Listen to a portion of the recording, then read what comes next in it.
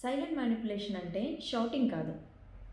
స్వీట్‌గా నీతో మాట్లాడుతూనే నీ మైండ్‌ని కంట్రోల్ చేస్తారు. అరవడం ఉండదు, తిట్టడం ఉండదు. కానీ స్లోగా నీ మైండ్‌ని హైజాక్ చేస్తారు. సైలెంట్ మ్యానిపులేటర్స్ ఎంత టాలెంటెడ్‌గా ఉంటారంటే, వాళ్ళు నిన్ను మ్యానిపులేట్ చేస్తున్న విషయం నీకు కూడా తెలియకుండానే నీ ఎమోషన్స్‌ని, నీ ఆలోచనల్ని వాళ్ళు కంట్రోల్ చేస్తారు. ఈ వీడియోలో మనం సైలెంట్ మ్యానిపులేషన్ అంటే ఏంటి, దాని సైన్స్ ఏంటి, దాని నుంచి ఎలా ఎస్కేప్ అవ్వాలి అన్నది చూద్దాం.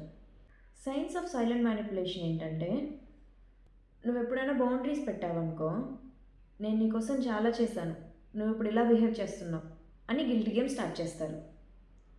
నెక్స్ట్ది సైలెంట్ ట్రీట్మెంట్. ఏదైనా గొడవ పడుతున్నావు అనుకో, చాలా సైలెంట్గా ఉంటారు, ఇగ్నోర్ చేస్తారు, పట్టించుకోరు, అసలు కోప్పడరు.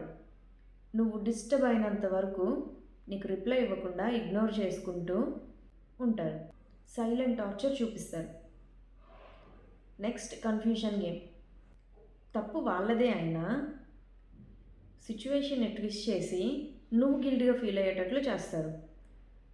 నువ్వు ఓవర్ థింకర్వి, నీ వల్లే తప్పు జరిగింది ఇలా చెప్పి నీ మీద నీకు సెల్ఫ్ డౌట్ క్రియేట్ చేసి కాన్ఫిడెన్స్ని కిల్ చేస్తారు. కంట్రోల్ని కేర్ లాగా చూపిస్తారు. నేను నీకోసమే కదా చెప్తున్నాను, నీకోసం ఎన్ని చేశాను. వాళ్ళు కంట్రోల్ చేస్తుంటారు, కానీ అది కేర్ లాగా కనిపించేలాగా మాట్లాడతారు. అది కేర్ కాదు, ఐసోలేషన్ ప్లస్ కంట్రోల్.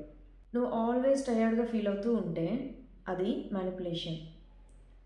ఒక రిలేషన్షిప్ ఆర్ ఫ్రెండ్షిప్లో నువ్వు టయర్డ్గా, వీక్గా, పీస్ లేకుండా ఆల్వేస్ ఫీల్ అయితే then it's a biggest red flag. ఈ సైలెంట్ ట్రీట్మెంట్ ఎవరి మీద మంచిగా వర్క్ అవుతుందో తెలుసా? గుడ్ పీపుల్ మీద. బికాస్ వాళ్ళు చాలా కేర్ చేస్తారు, వాళ్ళకి కాన్ఫ్లిక్ట్స్ వద్దు, వాళ్ళు చాలా అడ్జస్ట్ అవుతారు, వాళ్ళు చాలా ఎక్స్ప్లెయిన్ చేస్తారు. ఇవన్నీ సైలెంట్ మ్యానిపులేటర్స్కి ఒక వెపన్ లాగా వర్కౌట్ అవుతాయి అన్నమాట. So kind people, good people మీద మంచిగా మ్యానిపులేషన్ చేస్తారు. సో ఇప్పుడు ఈ మ్యానిపులేషన్ నుంచి మనం ఎలా ఎస్కేప్ అవ్వాలి?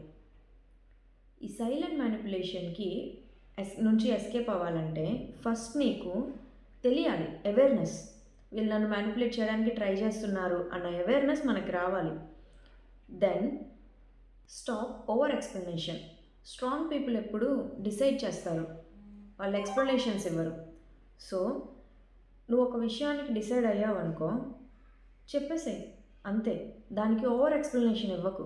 వాళ్ళు ఏమనుకుంటారు, ఏం ఫీల్ అవుతారు అని ఊరికే ఎక్స్ప్లెనేషన్ ఇవ్వడం కరెక్ట్ కాదు. నీ ఎమోషన్స్కి యాక్సెస్ ఇవ్వకు. నువ్వు ఎప్పుడైతే యాక్సెస్ ఇస్తావో అప్పుడే వాళ్ళు కంట్రోల్ చేయడం స్టార్ట్ చేస్తారు.